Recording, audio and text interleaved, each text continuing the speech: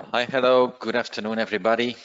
Welcome to this webinar where we are going to explain how we try to compile our experience of the last 15 years into a 7-step approach to come to more successful S&OP results, and as a result also drive more value. Agenda, quick introduction of Solventure.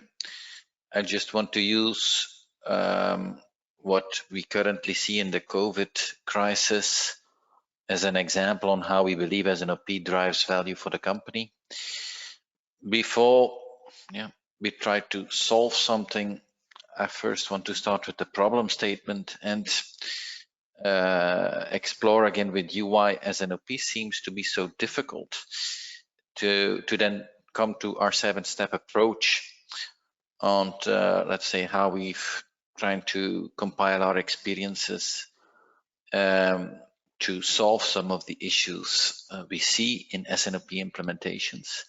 And then I've at least one case I wanted to share with you, and I hope we will have plenty of time for questions and answers. So who would not yet know us? We are Solventure. We are a company specialized in implementing sales and operations planning. We are also the channel partner of Arqiva in Europe. Arqiva is a advanced planning system or S&OP software listed by Gartner in the leader quadrant for the S&OP systems of differentiation. To the left, you see our vision on S&OP. I won't go through that. We have described it in detail in a vision paper. And in the inner circle here, you see our 7-step approach, which we have developed to be more successful in driving S&OP change and value through S&OP. Arqiva as a system covers different aspects. I won't discuss it here because it will also come back in the presentation. Yeah, the last 2 years, I again see more questions on what do I do in the advanced planning system? What do I do in the ERP, SAP or other ERPs? That's one of the questions you need to ask yourselves. In any case, some of it is typically covered in an APS, and make sure that you have a good integration between the APS and your ERP. That's important. A couple of our customers or references. Again, if you want to know more about Solventure as a company, don't hesitate to put that somewhere in a question or at the end of the webinar, and we will reach out to you to tell more. How S&OP drives value?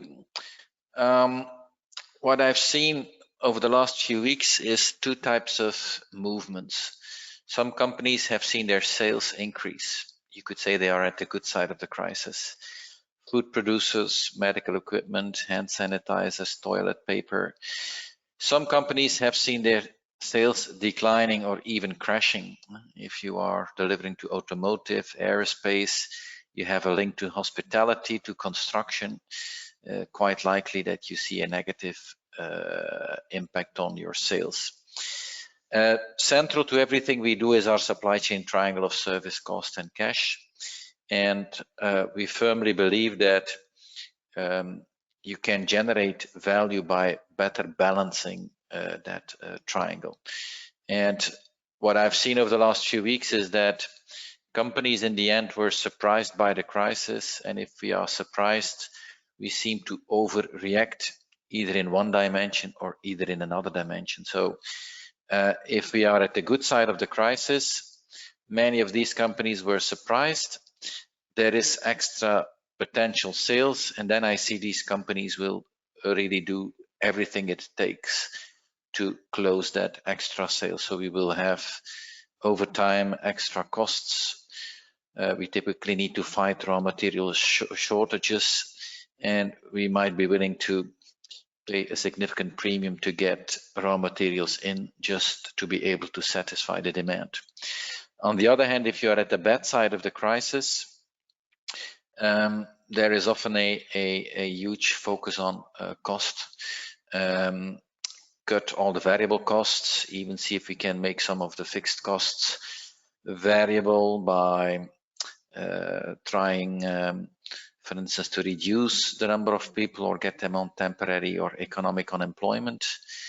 There's typically also an important focus on cash reduction of working capital, which is not easy because if customers are no longer buying and I don't want inventories to increase, I really need to stop production as soon as possible to keep control of my cash and my inventory. So in these companies, this is really the focus on let us say in that first reaction. We then come to a stabilization period where, well, we might be either at a relatively high level or at a relatively low level. If we are at the low level here, we try to go in hibernation, and that's what we try to reach as a company. If I'm at the good side of the crisis, this is where we try to stabilize the triangle and say, okay, looking at the demand, what is now really extra consumption or what is hoarding and bullwhip? Will we keep pushing our people, right? And at what extra cost or compensation? I've seen retail organizations where employees start asking for extras and for pay rises. So certainly at that point, we become more cautious and say, okay, how long can we sustain that extra effort? Also, when we have been buying extra raw materials, we start again evaluating the risks and say, okay, what if demand would start dropping? What type of inventory is at risk? Certainly, if I'm a food producer, I might have shelf life issues, which I need to take into account. So instead of just being top line driven here, costs and inventory risk is again a more deliberate consideration. And okay, I think most of us are still in phase 2 or gently starting with phase 3. What we can expect in phase 3 is that if I was at the bad side of the crisis, demand will pick up again. So if I look at automotive, a lot of automotive has been shut down in China and then restarted. A lot of automotive has been shut down in Europe and is now restarting. So as demand picks back up, what we can expect is a big push to start selling again. And if there is a shortage in the market, there will be a fight for market share and for product. We will be making a lot of extra costs to make that happen. Also here in this situation, we might have a fight for raw materials, because if we started ordering too late and we have a shortage of raw materials or components, there is demand at risk. And if there is demand at risk, we, let us say, will make extra costs to serve that extra demand. So these companies will become top line driven. And okay, if you were at the good side of the crisis, there will be some normalization. And okay, some of that extra demand, in fact, will be hoarding, will be build up of strategic stocks at your customer's side. So those customers will lower those inventories. So you will see a peak going down before it then stabilizes. It's almost like a promotion, but on a bigger scale. So you have an uplift over here, but there has been, or there is some cannibalization, let's say the period after. So those companies, the green ones, as demand starts dropping, we can expect to see a cost and inventory focus there. And what I believe this shows in general is that if we go through a certain movement, that as companies we are still quite late to react. So if the demand all of a sudden picks up, we are typically quite late to react, and that creates a tension where we become primarily service or top line driven. If the demand then drops, we are typically again quite late to react. That again gives a tension, and in this phase we are more cost and cash driven. And Same over here. If I go to the right, these type of companies, if I was at the bad side of the crisis, typically I'm quite slow to react. So that here will create a cost and cash focus. And I might also be slow to react when demand picks back up, which will make me primarily service driven. And I think there's a lot of attention for S&OP as a process today. A lot of investments are being put on hold, but we as Solventure, we actually have quite some sales cycles running, and also our existing customers are really looking into new projects and approving new projects. And why is that? Because I think that everybody in the executive team understands how important S&OP as a process is, because it needs to help you to navigate through this crisis in the way which is shown here. And if we are too late to react, there's always a top line impact or a heavy cost impact. So being more agile and being able to play closer on the ball really demonstrates the value through that triangle. And I think that just as an introduction, like, yeah, S&OP as a value driver in these special times. Now, if we are convinced of the value of S&OP, why is S&OP so difficult? And is it difficult? Well, I'll just give a couple of examples. So articles from Laura Ceciri, why is S&OP so hard? 7 reasons why S&OPs fail. Yeah. The S&OP enterprise journey, why is implementation so tough, and how do you get close to one forecast? 7 mistakes to avoid in S&OP. 10 common S&OP pitfalls. S&OP as a tough nut to crack. So in general, I think certainly supply chain as a community has been working on S&OP for 15 to 20 years, but it's not always been as successful as we would like. And why is that? Well, let's look at this specific article of Laura Ceciri. She says 5 nuts to crack. First nut, lack of understanding of the executive team. I recognize that. So do we have the right sponsorship? In many companies, I see it's more like a bottom-up supply chain initiative. And ideally, there's also some top-down push. And let's say the CEO, CFO, Chief Supply Chain Officer, Chief Sales Officer understand S&OP is needed to navigate through the crisis, as we've shown on the previous slides. Difficulty getting to the right data in a timely fashion. So do we have proper tooling, or are we caught in Excel ghettos? That's a question. If you look at Laura Ceciri's research, types of technology used, the study is from 2015, but I don't think it has drastically changed. There's so many spreadsheets around which make getting to the right data quite difficult. Lack of balance, third nut. So what's the involvement of sales, of finance, of operations, of marketing? Is it a supply chain party, the S&OP meeting, or is S&OP really owned by the business? Can we really break the silos? At least it's also something I recognize as a challenge. Lack of connected processes. Certainly in bigger organizations, there's typically pockets of S&OP, but how are these pockets connected, and are they really at the same level of maturity and advancedness? That's a question. And lack of skilled resources, fifth nut to crack, according to Laura Ceciri. Here again, certainly in bigger companies, I think many companies have pockets of higher S&OP maturity, but at the same time, large parts of the organization which are relatively inexperienced. And if these are 5 nuts, according to Laura, I would like to add at least 2. My feeling is that Many companies still try to fix this S&OP challenge with the software.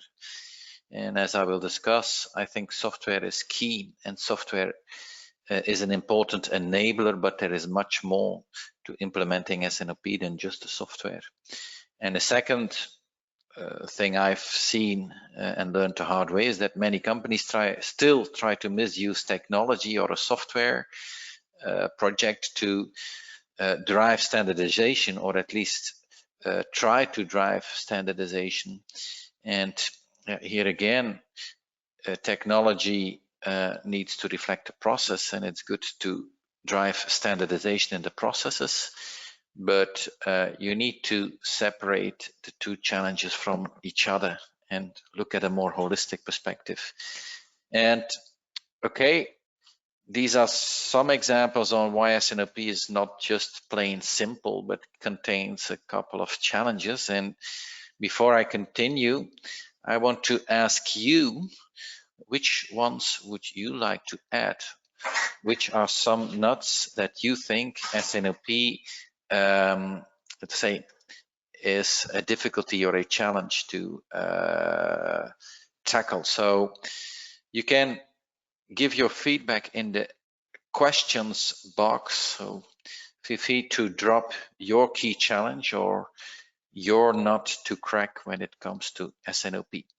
Okay, here we go. The time to show the benefits of the process. A lack of discipline to sustain. Upstream insight. It takes a bit of time to show the benefits, yeah. Upstream insight, so I'm not sure what that person means, but I can imagine that we say if I have a downstream and an upstream process, how do I connect the two? Lack of discipline to sustain that, yeah, we will also come back to that. If I do an initial implementation of S&OP as a process and potentially some tooling, how do I get that sustained?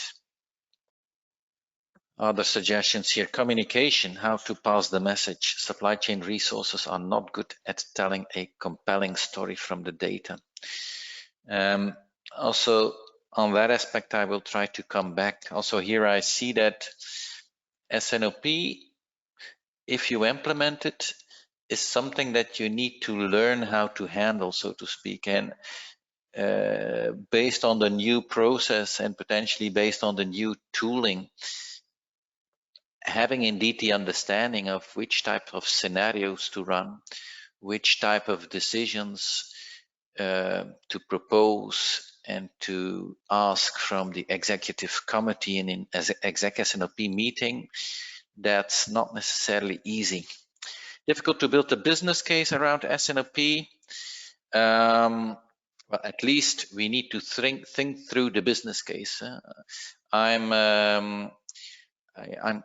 personally a big believer, based on that supply chain triangle, that it's much easier to build a business case for S&OP than it is, for instance, to build a business case for ERP standardization. But so I'll come back to that. Too many different items.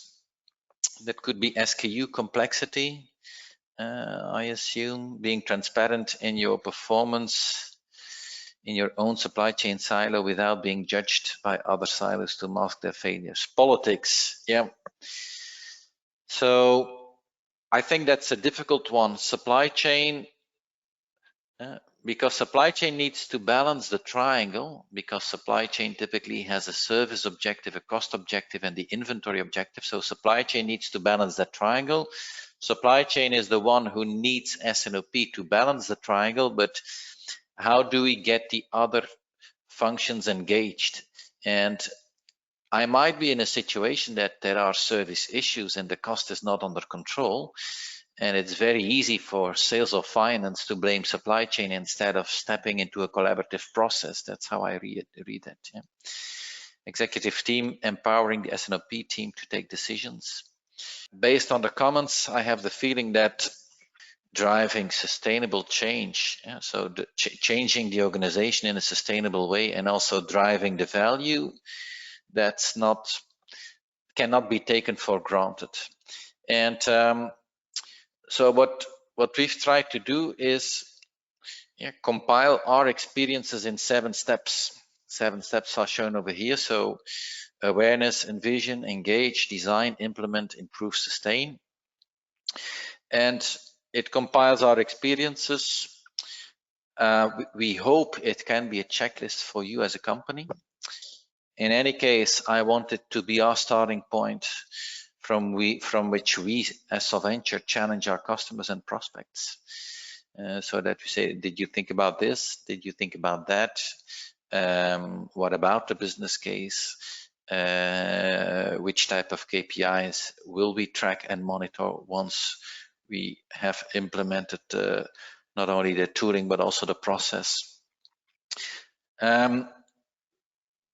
If I first review it with people, sometimes people say, "Pooh, it seems heavy. There's a lot of questions," and we might get very enthusiastic. So we might be that enthusiastic that we risk skipping steps, or that we risk skipping certain questions. And I've found out the hard way that if you don't answer certain questions upfront, they typically come back to you at a later stage. And if they come back at a later stage, typically you have less time to answer. There's also less options.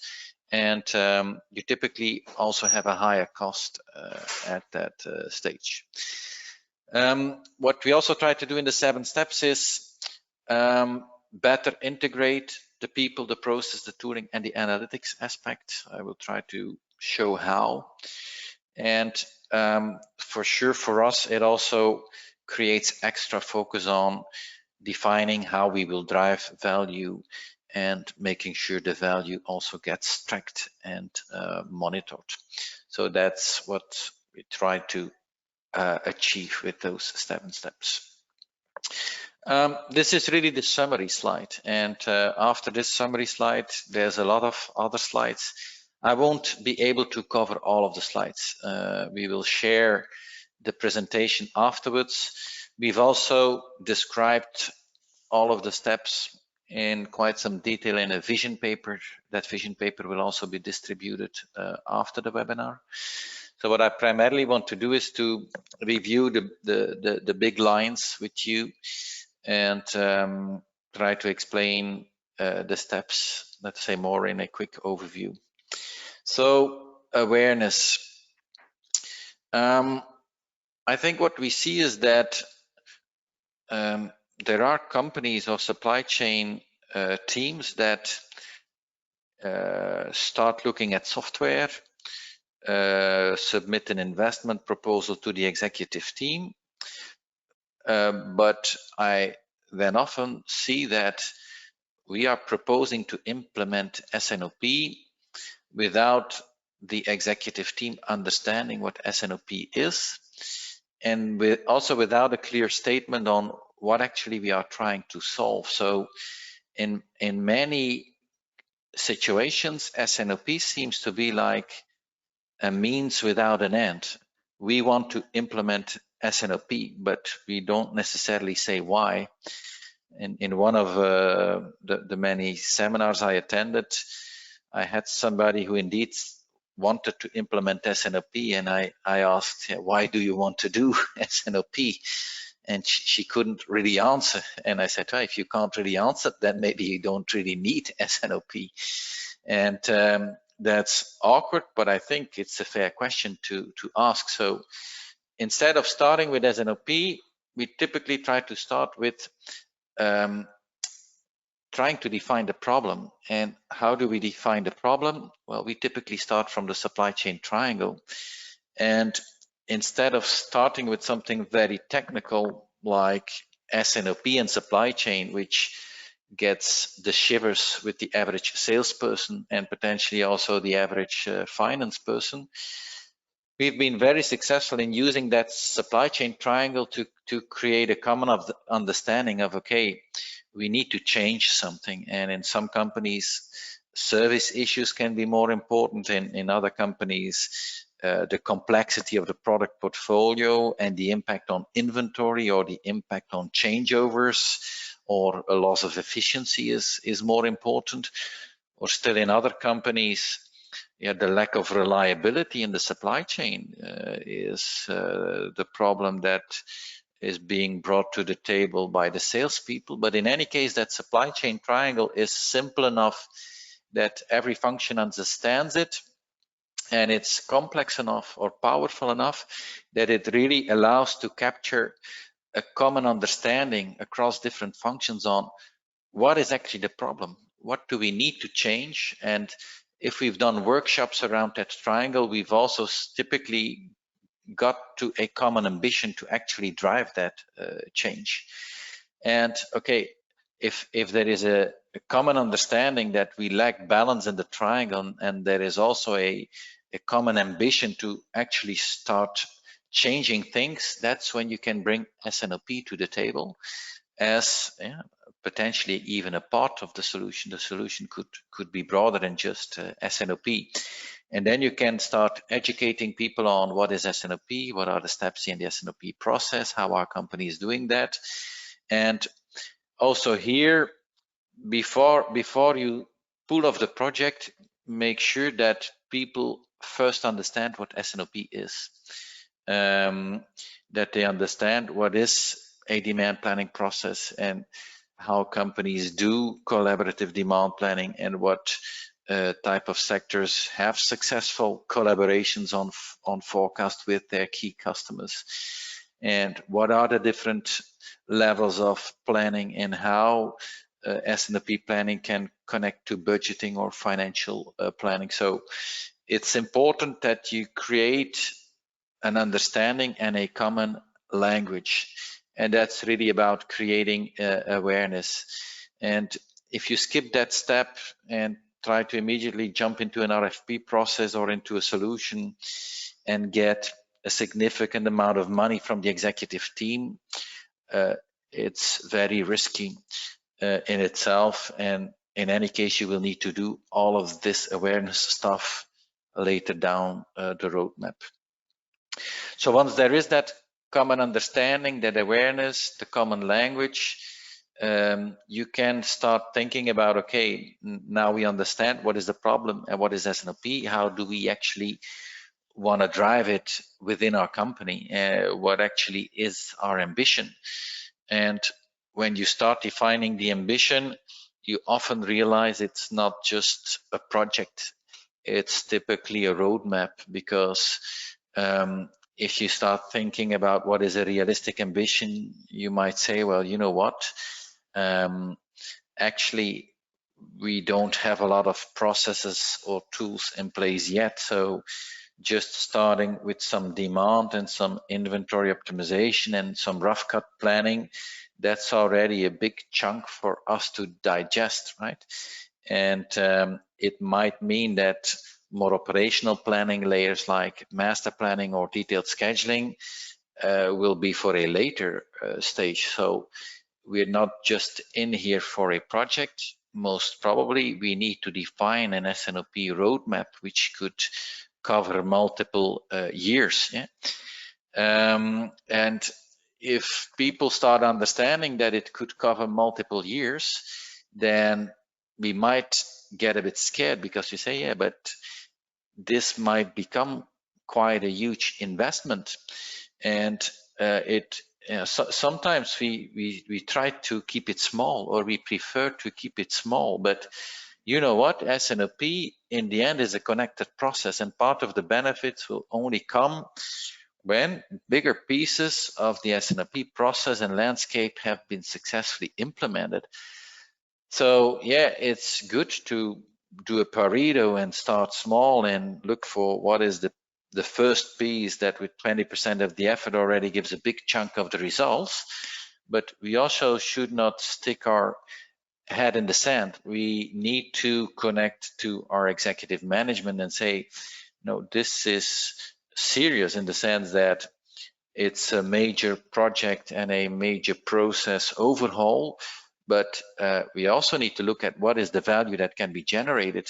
And we do believe that the value impact can be very significant.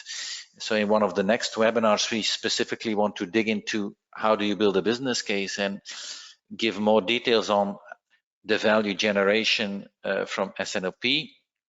We have two approaches, the top-down approach, where we start from financial benchmarking and we try to compare your company against sector competitors, and we try to identify gaps on different KPIs, gross margin, operating margin or EBIT, inventory turns, working capital, utilization of the existing assets. So that's really creating a top-down perspective on how advanced are we and where can we improve. And then, of course, you need to complement that with a bottom-up approach where you say, okay, if I start with demand and just the demand piece, how could the demand piece already contribute to those top-down objectives? So you need to think that through. If you are aware on how much value S&OP as a process can bring to the table, it will be less scary to define a more ambitious and long-term roadmap. Also, when you have those first discussions, discussion that typically will pop up is not only which processes, but also which systems and what can we do in an advanced planning system and what can we do in an ERP system. I will come back to that. If you have that high-level business case here, don't try to be exact. So try to be approximately right. It's better to be approximately right than exactly wrong. You need to have a first estimate, a first assessment of what it can bring as value. So a first draft business case, and using that first draft business case, the first high-level scope, timeline, roadmap, you start engaging the organization. And engaging really means different levels in the organization and also horizontally different functions in the organization. So if you want to sustainably drive this, you need to have buy-in from the top management. So Chief Supply Chain Officer, Chief Financial Officer, the Chief Commercial Officer. These people really need to understand what S&OP is about. They need to commit to the process and support that it's a key value driver within the company. They need to also commit to their part of the benefits and to their part of the business case and the value generation. So you need to go all the way up. And if you don't get the commitment, try again, because if you don't get the commitment and you get in troubles down the road, it's very hard to make sure that the top management is then the person who will make tough calls and pull the project through. Think through, do we have the right capabilities? If we want to go in more advanced planning and the use of optimization techniques, is our current planner workforce up to that? Also, typically, if you implement a new process and a new tool, there's a lot of extra work to be done. So do we have sufficient project-related capacity in our organization to do a proper job, or do we need extra hires for new roles, or do we need temporary capacity to support a project, or do we need temporary capacity as a backfill so that we can free up key resources from the operational organization to be actively involved in the project? All of that needs to be thought through at that stage. And it means that by talking to different people, you will need to refine the ambition, the roadmap, the scope, the timeline, and the business case. But by doing that in multiple iterations and by talking to different type of people in the organization, you will get that the engagement of the key stakeholders that you really need to then be successful down the road. Okay, make sure that you get a formal go at some point and that it's a unanimous go. You can't have a sales officer which is only half in, or you can't have a CFO which is only half in. That's a recipe for tough discussions when you run into issues down the road. Yeah. Design, before you dig into the details, start with a high-level design, high-level process design, and have a high-level tooling design. So process design means, okay, how will the demand planning process interact with the rough cut planning, with the master planning, with the detailed scheduling? You need to think that through. When you look at supply planning, what is the complexity we will tackle at the MPS level? What will we tackle at the RCCP, and what at the detailed scheduling level? For sure, you don't want to duplicate the complexity at the different planning layers. And if you are clever, or maybe if we can consolidate more of the complexity on the MPS layer, then the RCCP and the scheduling might become a lot more simple. And it's important that you think that through first, from a high level across different processes and tooling modules before you really dig into the details. So also this is something we learned sometimes the hard way, is that make sure that high level architecture is clear before you dig into the details.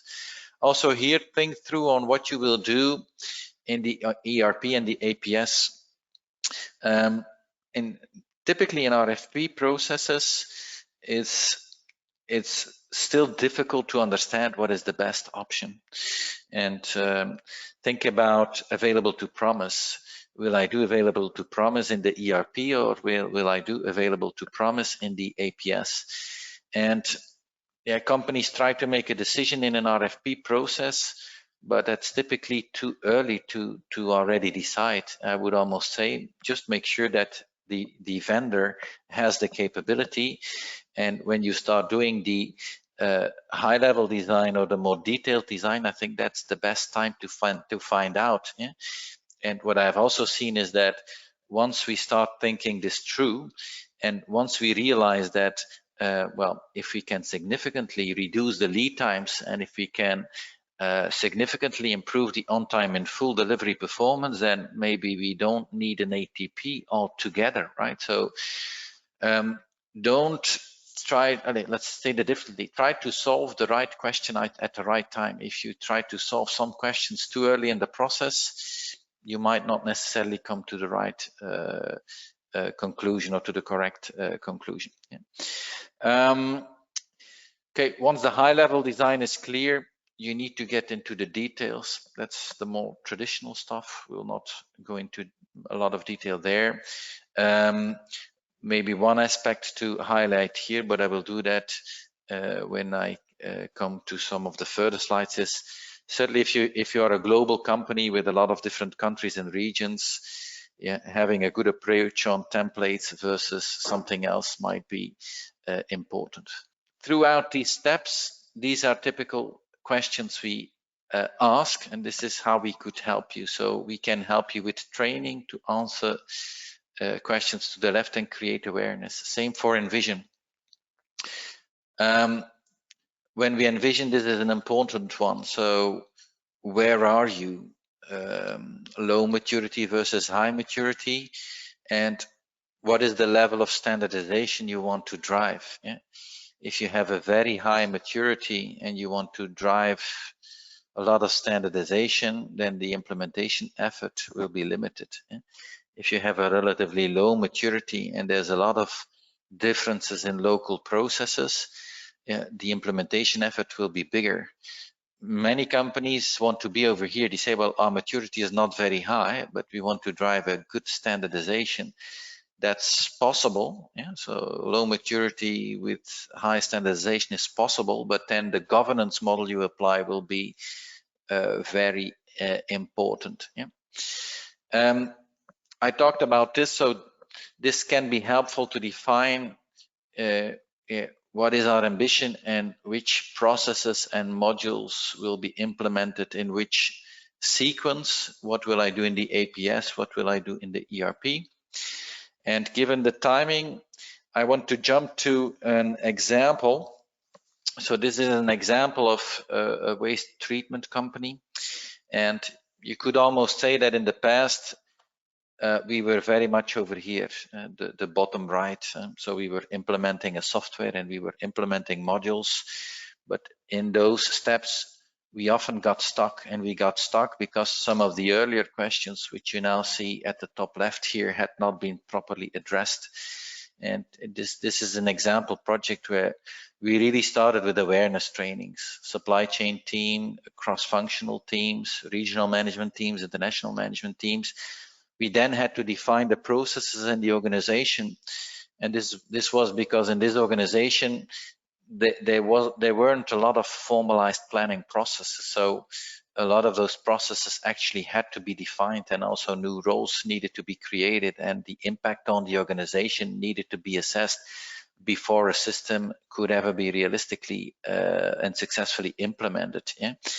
And another thing we did here was prototyping. So because the organization didn't have a lot of experience with more powerful systems, we did some prototyping, in this case for demand planning and RCCP, to make the organization better understand how powerful tools and systems could be used. And so in that sense, you could almost say also for us as Solventure, these are things we have been adding to the broader project approach to make sure that when we come to that systems phase, we are more successful. Yeah? And okay, after implementing the systems, don't forget, you're not only bringing a system live, but you also need to bring a process live. And if you bring the process live, remember that you bring the process live to generate value. So better tracking and monitoring value is also important at that stage, and is also incorporated in our 7-step approach. And I see that time has passed very quickly. So let me stop here and see if there are questions from the audience. And last one here, if you need to have C-level management engaged, how big is the risk if they move on and a new leader comes with a not supply chain vision, but is all about marketing? Yeah. Well, I've seen that happening. So if the leadership changes, that you need to start all over again, and that's dangerous for the S&OP adoption. But there again, that's why for me it's key that to get to sustainable S&OP change, we get the buy-in and from the broader management, because if then the commercial officer moves, but the rest of the management team are S&OP aficionados, they will automatically convince their new colleague that this is the way of working at your specific company. Okay, I'll need to close the webinar here. Feel free, typically after closing the webinar, there is an option to still post questions, remarks, comments. Keep us posted on how you liked this webinar, and we are certainly looking to further engage with people on the developed approach, on how to make it easy enough so that everybody can use it, but at the same time balance that it's thorough enough that we don't run into the known issues with S&OP. I think that's the balance we need to look for, and where with this 7-step approach, we're trying to give our contribution to the debate. So thank you all for attending, and hope to see you back in one of our next webinars.